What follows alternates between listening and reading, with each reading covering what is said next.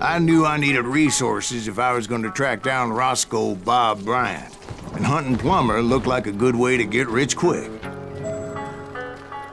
As the local vigilantes exposed him as the leader of the bandits, and put a generous price on his head.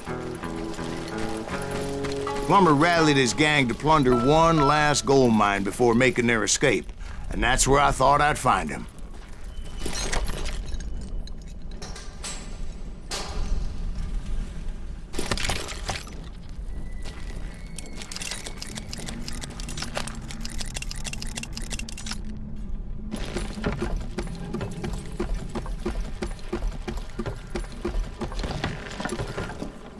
It makes me nervous standing so close to all these goddamn barrels of gunpowder. Why would you be nervous? No one has the police to come after us. As long as you don't light up a cigar, we're fine. Yeah, besides, George is up there on the rocks with that rifle of his. Nothing gets past him.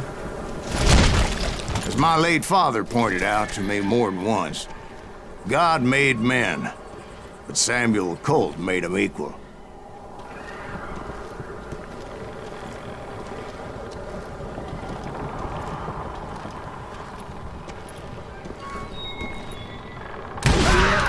Who the hell is that then? Don't let him get a shot up!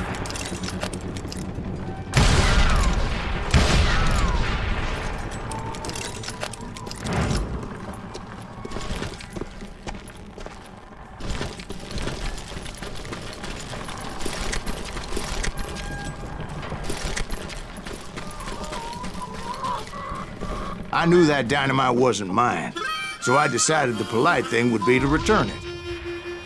It was the biggest gold rush since Sutter's Mill in '48. Unfortunately, prospectors weren't the only ones drawn to those riches. There were thieves and killers, robbing travelers and hijacking gold shipments. You're dead! Like those that ran with Plummer. Some were just regular folks I knew from town, drawn by greed and easy pickings. Charlie Crow, the blacksmith. James, who worked in the stable. Sam and Jeremiah Barber, the butcher's sons. Of course, the rest were veterans of the Civil War.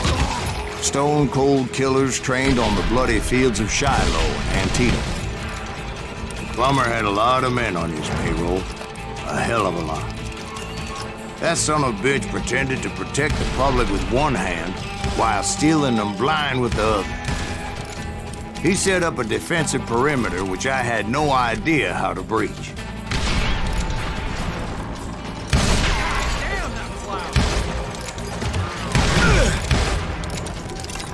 You can't beat the innocents!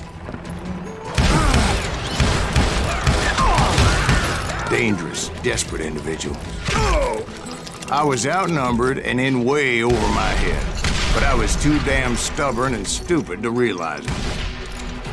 They must have thought I was touched, or had some kind of death wish, seeing as there were barrels of gunpowder everywhere.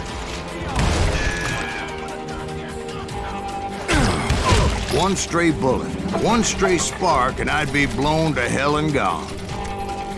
Did I have any second thoughts about what I was doing? No. I thought I was some kind of hero.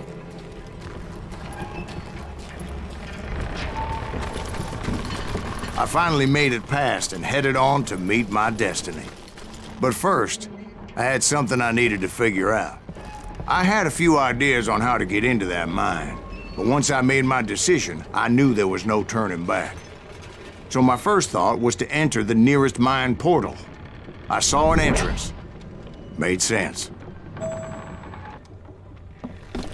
It was the quickest way in, but that also made it more dangerous, as there would undoubtedly be enemy pickets posted along the way.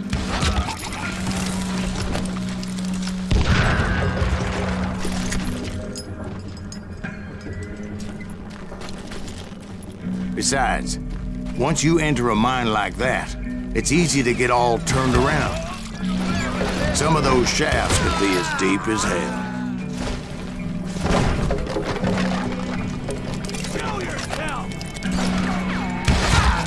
A single stumble or misstep can easily end in a deadly plunge to oblivion.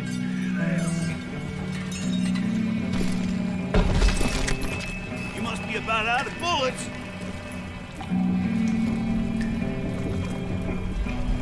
Show yourself, coward!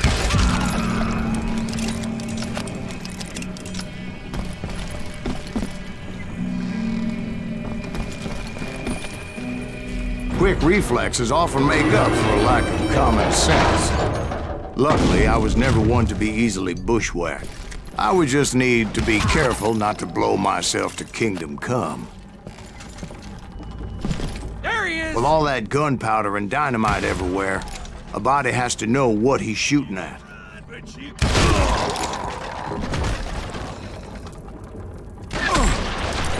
You're dead.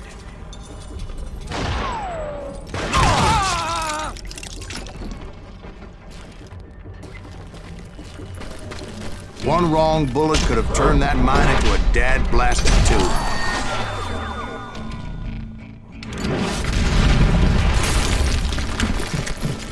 I freely admit that my plan of attack was not just moronic, but clearly insane.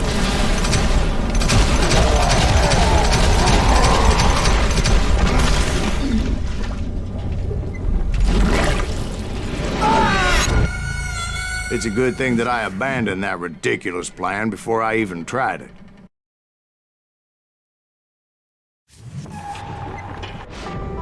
Instead, I spotted a ladder, a way into the mine from the opposite side.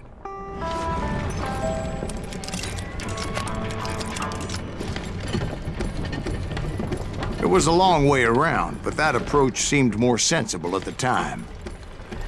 Of course, being I had a problem with heights, that scaffolding scared the bejesus out of me. Climbing down that ladder required some caution, because even though I had a younger man's reflexes, no man can dodge a damn bullet while climbing down a rickety ladder. I was determined not to give up, however. That Sheriff Plummer seemed quite the despicable character.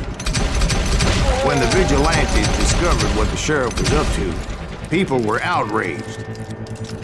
That 10,000 they put on his head would go a long way to helping me find old Bob. And I had made it my mission to settle that score come hell or high water.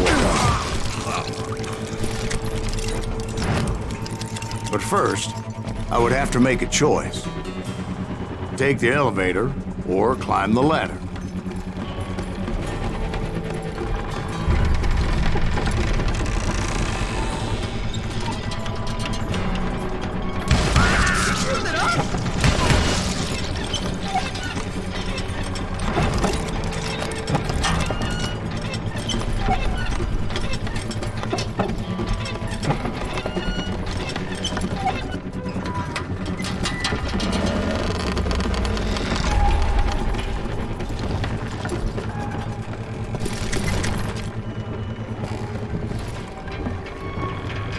Plummer was a mad dog killer, and the people of Nevada City deserved better.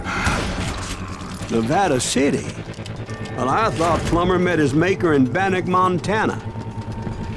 Right, well, he was the sheriff of both places at one time or another, but that's neither here nor there.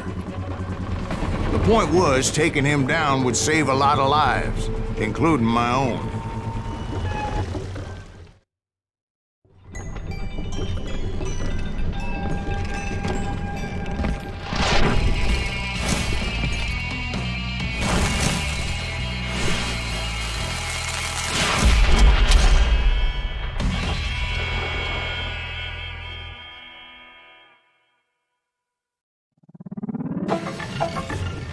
Gonna blow you into next week! This and worse for you, ain't it?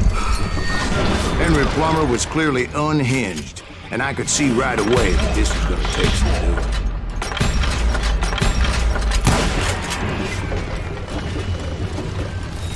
This cocksucker is smarter than he looks! God damn it! I need some help here!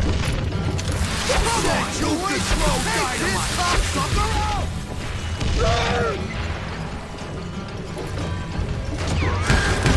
Kill 'em all!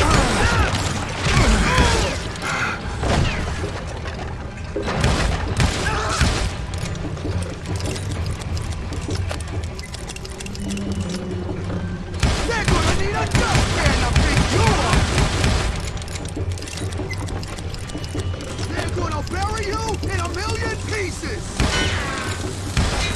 Nice shot! Bet you can't do it again! Taking me! Run! Felt that one, didn't you? What do you think you're doing?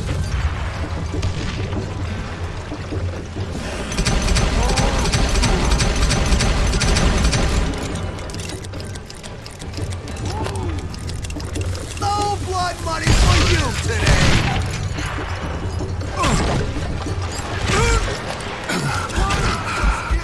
And die! I'm going all me or you killed an innocent man!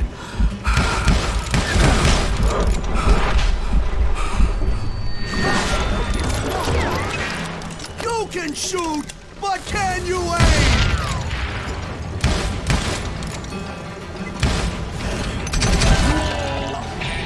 So that's how Henry Plummer died. Him and his crew were worth their weight in gold.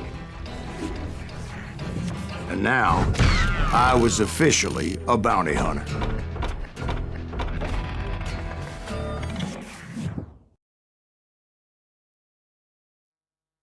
So, did you finally go after that Bob feller? Well, I heard word he was in Kansas with John Wesley Hardin. So that's where I went. Where in Kansas? Abilene. Why do you ask, Ben? No reason. Was Hardin as fast as Ringo? Ringo was fast, but John Wesley was as fast as the devil himself.